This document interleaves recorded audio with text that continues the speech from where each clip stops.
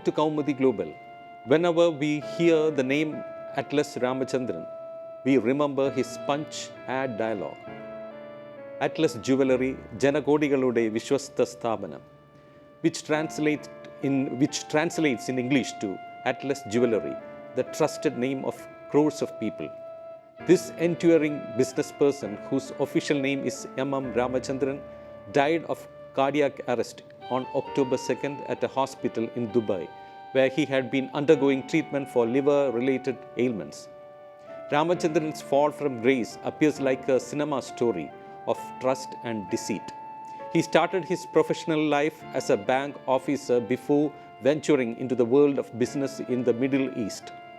Despite his busy business life, Ramachandran pursued his passion for art, literature, and cinema.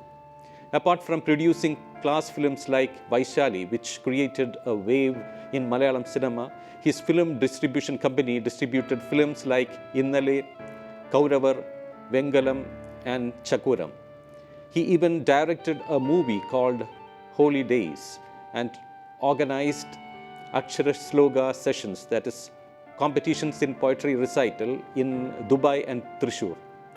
Ramachandran was born on July 31st, 1942 to Muthedatha Kamalaka Menon and Rukmini Amma at Mullacheri Madhukara in Thrissur. He studied commerce and joined Canara Bank. After his stint at the State Bank of India, he left for the Middle East in the 70s. There he began working in a bank in Kuwait.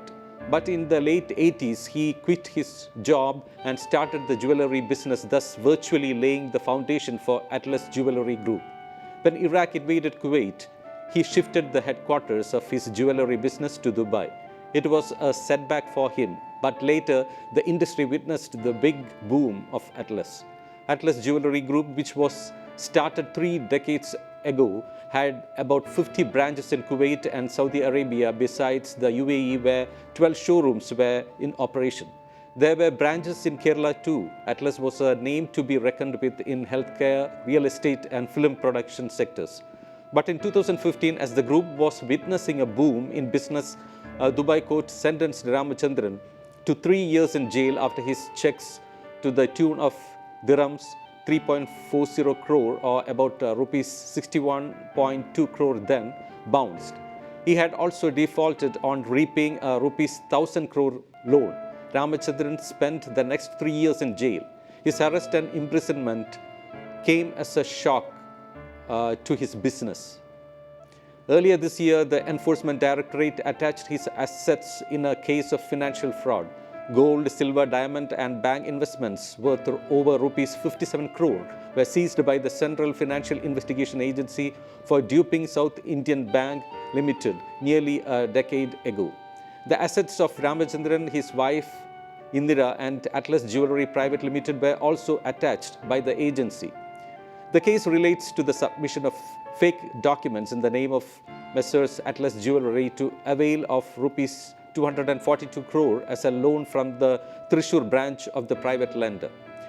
ED had also seized assets valued at rupees 26.50 after checks from the jewelry showrooms in Mumbai, Delhi, and Bengaluru bounced. Ramachandran believed that some people who were jealous of his growth were behind the case. He was released from Dubai prison in June 2018. He claimed that the problems were caused by the sudden denial of the advances by 2 banks that had guaranteed loans to his group. He had been imprisoned in Awir jail in Dubai. Loneliness was what troubled Ramachandran the most during his imprisonment. "I had to switch off the light of life while in prison," he later said. Though he was released from jail in 2018, he had to stay back in Dubai for legal procedures to get over, and as he had to settle debts back home. Though he tried to revive his Atlas Jewelry, he could not find partners. Ramachandran was 80 when he died. He is survived by his wife Indira and 2 children, Dr. Manchu and Srikanth. When Ramachandran walked out of jail, he had lost everything he had earned, be it money, gold, or diamond.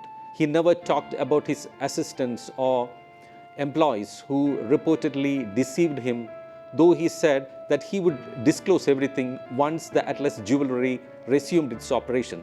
A report said that he once talked about his managers during an interview from jail. The managers who presumed that I will not return from jail did things according to their whims and fancies.